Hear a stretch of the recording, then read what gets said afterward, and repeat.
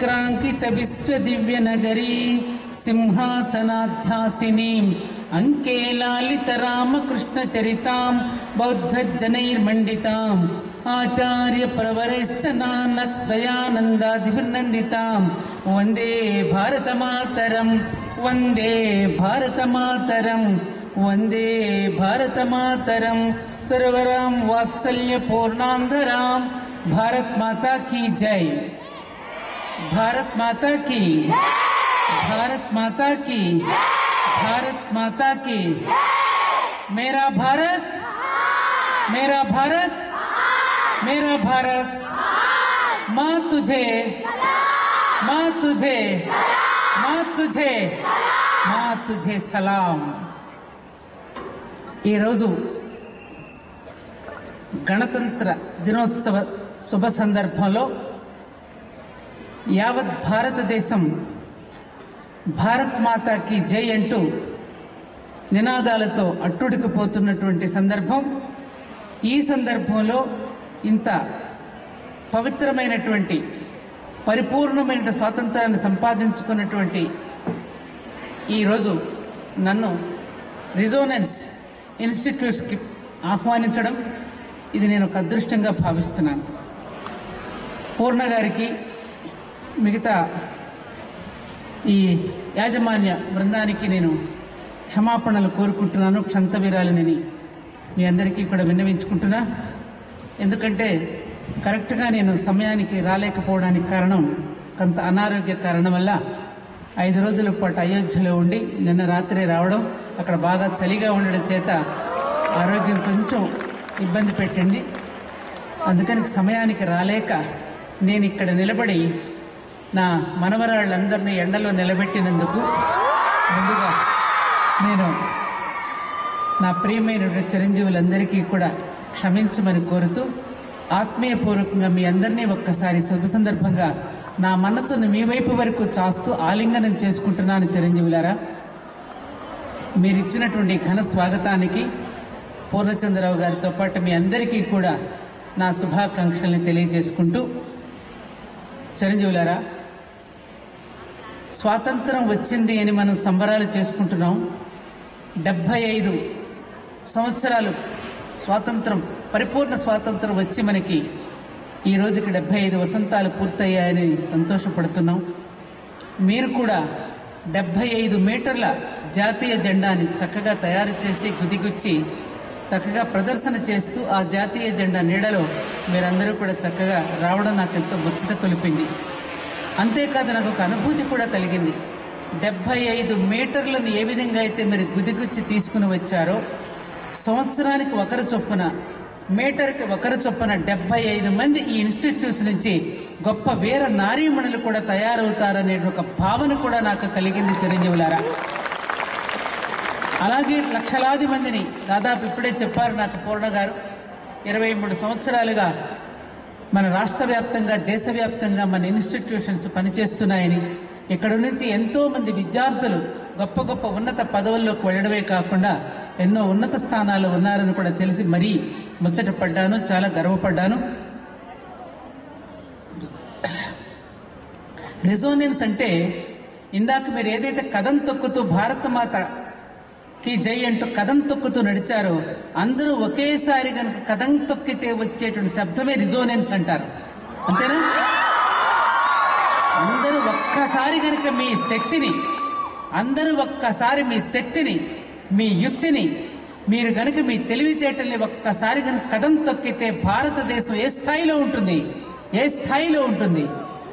భారత మాతను మళ్ళీ తిరిగి విశ్వగురు స్థానంలో నిలబెట్టగలిగినటువంటి శక్తి కేవలం విద్యార్థులకు మాత్రమే ఉన్నది. ఆనాడు గోపాలకృష్ణ గోఖలే దగ్గర నుండి బాలగంగాధర్ తిలక్, లాలా లజపతి రాయ్, బిపిన్ చంద్ర పాల్, అనేక మంది, అప్పుడు 1857 ఝాన్సీ లక్ష్మీబాయి, రుద్రమదేవి, అల్లూరి సీతారామరాజు, మహాత్మా గాంధీ, వీళ్ళందరి పేర్లు కనుక ఒక్కసారి తీసుకుంటే, మనం చదివితే, మీరు చరిత్రలోకి వెళితే, వాళ్ళు నిష్కామంగా స్వాతంత్ర వీర సావర్కర్, వీళ్ళందరి గాథలు చదివితే మీరు అసలు మనమేమిటి, మన జీవితం ఏమిటి, మనం ఎందుకు పుట్టాం అనేటువంటి అనేక విషయాలు మీకు తెలుస్తాయి చిరంజీవులారా.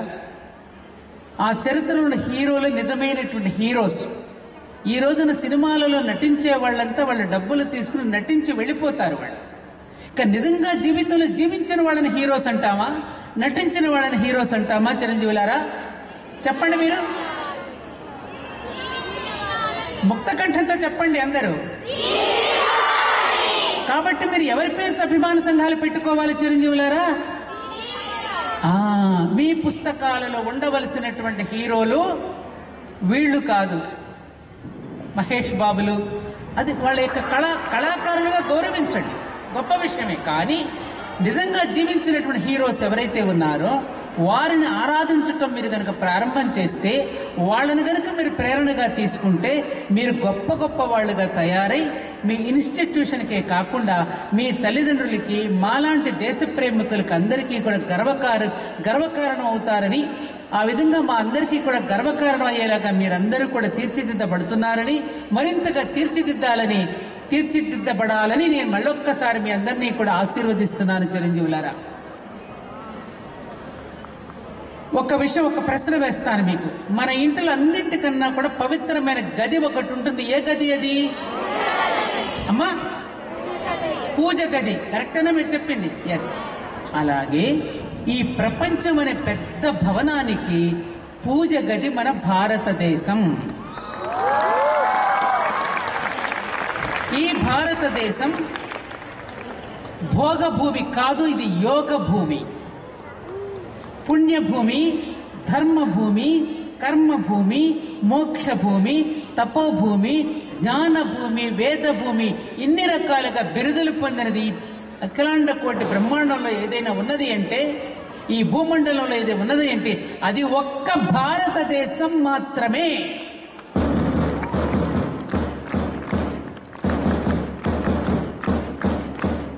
ఎక్కడా లేదు. ఇంతమంది అవతార పురుషులు, ఋషులు, మునులు, యోగులు, తపస్సంపన్నులు, అవధూతలు, అనేక మంది గొప్ప గొప్ప మహానుభావులందరూ అవతరించింది, జన్మించింది ఒక్క నా భారతదేశంలో మాత్రమే.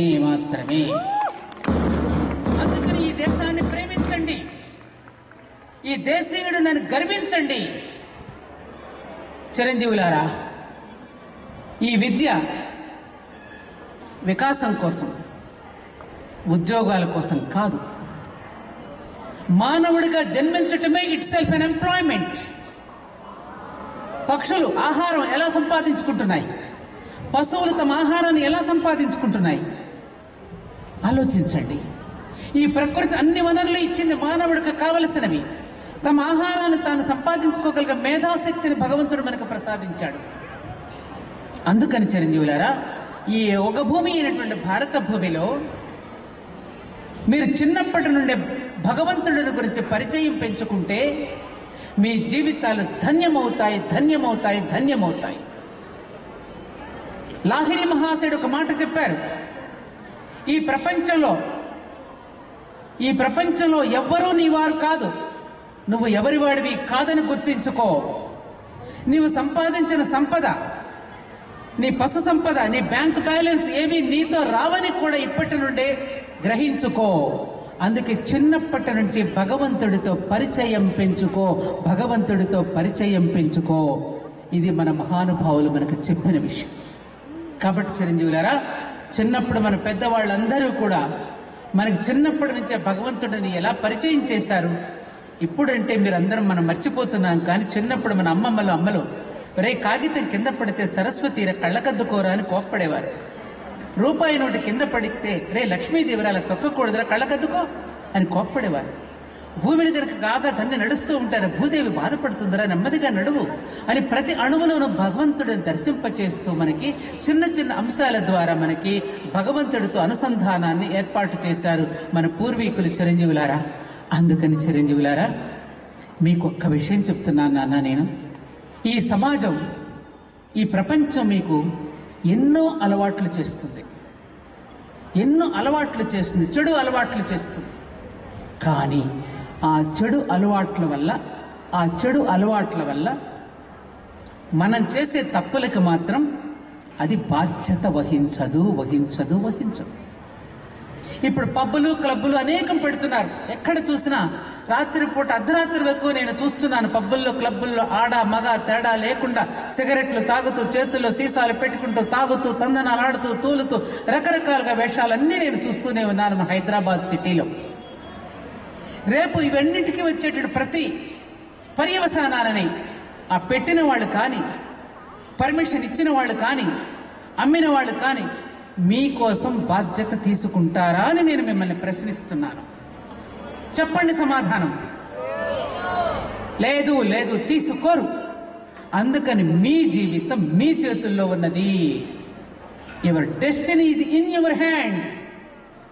అందుకని ఇటువంటి సమాజంలో మీకున్నటువంటి ఆకర్షణలన్నింటినీ కూడా మీకు ఎన్నో రకమైనటువంటి ఆకర్షణలు కల్పిస్తున్నారు వాళ్ళ సమాజంలో. తాగే పానీయాలు, తినే ఆహార పదార్థాలు అన్నింటినీ ఇక్కడ ఒక ఆకర్షణ కల్పించి మిమ్మల్ని నిర్వీర్యం చేయడానికి, మీ బుర్ర పని చేయకుండా ఉండడానికి, మిమ్మల్ని డిప్రెషన్లోకి పడేయడానికి, మీ మేధస్సును పని చేయకుండా ఉండడం కోసమని అనాది నుంచి భారతీయుడి మీద అనేక రకాల కుట్రలు జరుగుతూనే ఉన్నాయి. ఈనాటికి సైలెంట్గా చాప కింద నీళ్ళలా జరుగుతూనే ఉన్నది. అదేమిటో తెలుసా? మీకు ఒక ఎగ్జాంపుల్ చెప్తాను, బాగా అర్థం చేసుకోండి. ఒకప్పుడు రష్యాలో క్వీన్ కేథరిన్ ఒక మహారాణి పరిపాలిస్తూ ఉండేది. ఆవిడ పరిపాలిస్తూ మంత్రులందరినీ కూర్చోబెట్టుకుని ఒక రోజు సుస్థిరంగా నేనే పరిపాలించాలి అంటే మీకేమైనా ఉపాయం తోస్తే మీరు ఆలోచించండి అని మంత్రులందరినీ చెప్పిందట. అప్పుడు మంత్రులందరూ ఆలోచించి మాకేమీ ఉపాయం తట్టడం లేదమ్మా, అదేదో మీరే చెప్పండి, ఎంత ఆలోచించినా బుర్ర బద్దలు కొట్టుకున్నా మాకు ఐడియా రావడం లేదని. ఇందులో పెద్దగా ఆలోచించడానికి ఏముందిరా, వీధికి పాఠశాలలు పెట్టండి, పాఠాలు అర్థం కాకుండా తయారు చేయండి, అటెండెన్స్ వేసుకుంటే పాస్ చేసేయండి. అటెండెన్స్ వేసుకుంటే ఎలాగో పాస్ అయిపోతున్నాడని తల్లిదండ్రులు ఆనందపడిపోతారు. అటెండెన్స్ వేసుకుంటే ఎలాగో నేను పాస్ అయిపోతున్నాను పిల్లవాడు గ్రౌండ్లో హాయిగా ఆడుకుంటూ ఉంటాడు. అయితే మీరు మానసిక వికాసం ఎలా పెరుగుతుందమ్మా విద్యార్థుల్లో అని అడిగాడు ఒక ఆయన. అందులో మంత్రుల్లో ఒక ఆయన, అరే పిల్లలలో మానసిక వికాసం పెరగకుండా ఉండేందుకే కదరా నేను ఈ విద్యా విధానం ప్రవేశపెట్టింది. అందుకని మీరు ఇంకొక పని చేయండి, జోదగృహాలు తెరవండి, సారా దుకాణాలు మొదలు పెట్టండి, గుర్రపు పందాలు పెట్టండి, అశ్లీల సాహిత్యాన్ని, అశ్లీల సినిమాలని మార్కెట్లోకి వారానికి ఒకటి విడుదల చేయండి. ఎదురింటి పెళ్ళాం, పక్కింటి మొగుడు చూస్తున్నాం కదా, బోల్డని సీరియల్స్ కూడా దరిద్రపు సీరియల్స్ అని విడుదల చేస్తున్నారు కదా. దుర్మార్గులుగా చిత్రీకరిస్తూ ఉంటే మన మహిళా జాతి మొత్తం దాని మీద చతికిల పడిపోయి అది లేకపోతే బ్రతకలేమనే స్థితిలో స్త్రీ జాతిని మొత్తం దాంట్లోకి ముంచేసింది ఇవాళ. అలాగే మీకోసం పబ్బులు, క్లబ్బులు, డాన్సులు, రకరకాల మ్యూజిక్స్ తీసుకొచ్చి పెట్టేశారు. అలాంటి స్థితిలో జాతిని ఎప్పుడైతే మీరు నిలబెడతారో వాడు ఈజీగా డబ్బులు సంపాదించడానికి అలవాటు పడతాడు. అప్పుడు వాడి మానసిక బలహీనతను ఎన్కాష్ చేసుకోండి. వెళ్ళండి, వాడి చేతిలో ఒక సారా ప్యాకెట్ పెట్టండి, ఒక బిర్యానీ ప్యాకెట్ వాడికి ఇచ్చేయండి, ఒక 500 రూపాయలు వాడికి పంచేయండి. వాడి ఓటిక మనకి కాక ఇంకెవరికేస్తారా అని చెప్పిన క్వీన్ కేథరిన్ 14 సంవత్సరాలు పరిపాలించగలిగింది. మళ్ళీ ఎవరో మహానుభావుడు ఆవిర్భవించి వాళ్ళందరిలో కూడా చైతన్యం తెచ్చిన సంఘటన చరిత్రలో ఉంది చిరంజీవులారా. అందుకని విశ్వామిత్రుడు కూడా తపస్సు చేస్తూ ఉంటే మేనక వచ్చి ఆయన డిస్టర్బ్ చేసినట్టుగా ఈ గ్లోబలైజేషన్ అనే ప్రపంచీకరణలో విశ్వామిత్రుడు అంటే ఏమిటి? ప్రపంచంతో మిత్రత్వం. అలాగే వాళ్ళ ప్రపంచంతో మనం మిత్రత్వంలో ఉన్నాం, అదే గ్లోబలైజేషన్.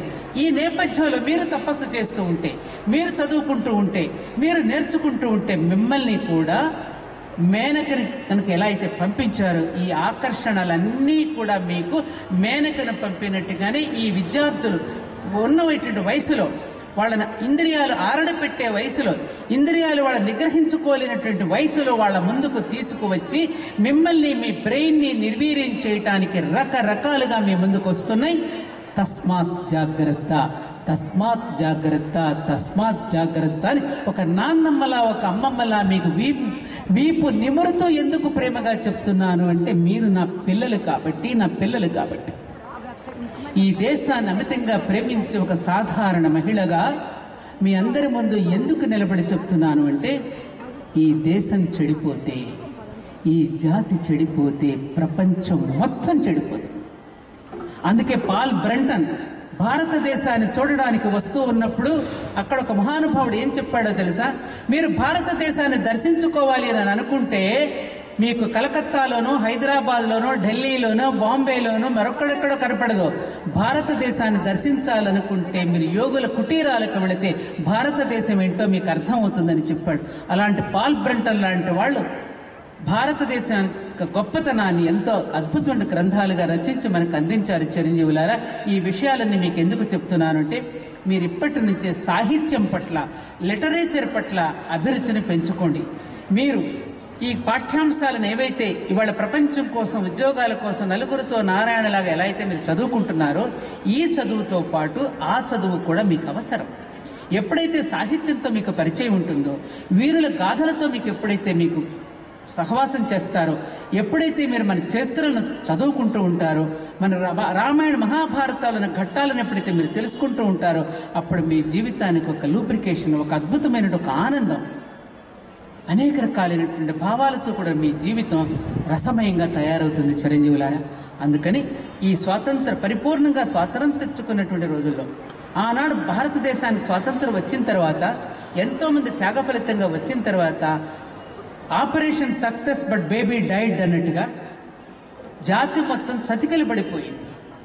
ఆర్థికపరమైనటువంటి అంశాల మీదే, ఆర్థికంగా ఎలా సంపాదించుకోగలరి మీద దృష్టి పెట్టాను తప్ప, తిరిగి ఈ భారతదేశాన్ని పూర్వ వైభవాన్ని తెచ్చుకోవడానికి ఎలాంటి ప్రయత్నం మనం చేయాలి, మళ్ళీ తిరిగి భారతదేశాన్ని ఆ వైభవంలోకి ఎలా తీసుకువెళ్ళాలి దాంట్లో దృష్టి పెట్టడంలో మనం కొంత ఫెయిల్ అయ్యాము, కొంత మన విజయాన్ని సాధించలేకపోయాం. అది ఎవరి చేతుల్లో ఉంది అంటే విద్యార్థుల చేతుల మీద మాత్రమే ఉన్నది. ఎందుకనంటే ఎప్పుడూ కూడా పార్లమెంటులో పెట్టే చట్టాల వల్ల ఒరిగేది ఏమీ ఉండదు. పార్లమెంటులో ఉన్న చట్టాలు ఇంప్లిమెంట్ చేయాలి అంటే అది తరగతి గదిలోనే ప్రారంభమవుతుంది. అంటే తరగతి గదులు తయారైనటువంటి వ్యక్తి